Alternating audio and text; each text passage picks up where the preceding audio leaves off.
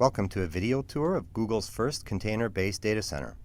There are slots for over 45,000 servers in the 45 containers housed inside. The data center itself went into service in 2005 and supports 10 megawatts of IT equipment load. It has a trailing 12-month average power utilization effectiveness value of 1.25. We start with the plan view and focus in on the equipment yard we will be visiting. Here we see the cooling towers, the power distribution centers, and the generator farm. Our first action shot shows water flowing down the cooling tower fill. The plant itself is designed to maximize waterside economization through a combination of elevated process water temperatures, low approach temperature plate and frame heat exchangers, and a chiller bypass path. As we swing over to the electrical yard, we see a medium to low voltage distribution center. The transformer itself is not exotic, but boasts a better than 99.5% efficiency, as evidenced by the relatively small cooling radiators attached to it. As part of the distribution center, the transfer switches serve to connect the generators seen here. Eventually, the output of the distribution center is run into the building through these low voltage cables.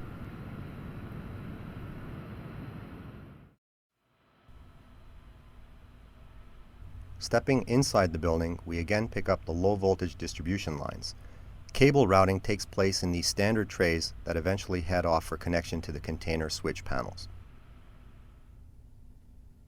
We now step into the cooling plant.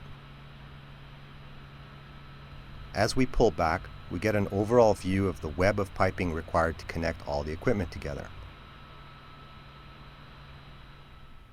As the water returns from the cooling towers, a portion of it is taken off and directed through a side stream filtration system before being returned to the loop. Continuing on, we trace the piping down to the array of pumps where we see that we experience our share of leaks.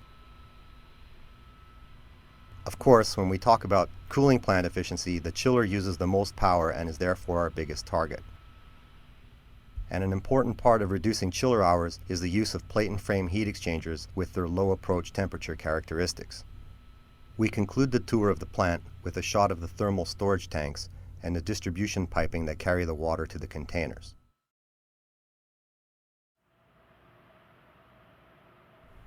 The hangar tour starts with a shot of the bridge crane used to move the containers. As we pull back, we get a view of the single-story side, which is more clearly seen from a vantage point on the mezzanine. There are 15 containers on the single-story side and 30 on the opposing 2 stories.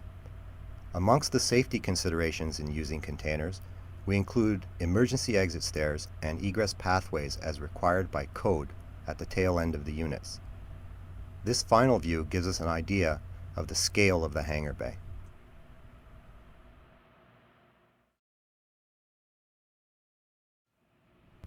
In this segment, we follow one of our technicians to the container, where he is dispatched to perform a server replacement.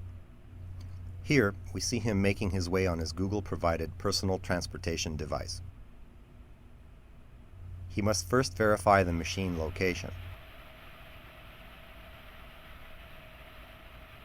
As you see here, each tray is outfitted with onboard UPS running at greater than 99.5% efficiency. Once inside, our technician removes the tray blank and installs the repaired server tray. The cold aisle inside the container is maintained at approximately 27 C or 81 degrees Fahrenheit, enabled by attention to good airflow management.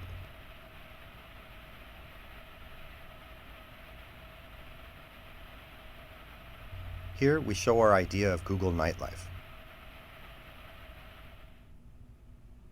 Another technician is entering the container to inspect the underfloor area. As he lifts the floor grate, we get a view of the flex hoses, power conduit, and fans used for cooling.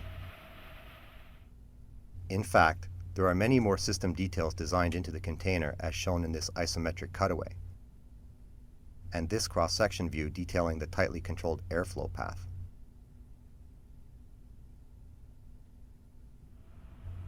As we step out once more into the vestibule area, we see the hookups bringing water into the container.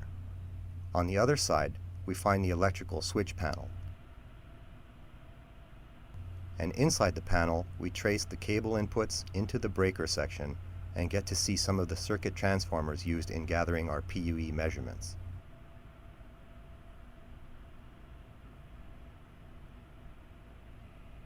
All in all, there are many additional support systems required to satisfy the safety and occupancy requirements of the container, including emergency off buttons, fresh air supply, fire detection, fire suppression, smoke dampers, and much, much more.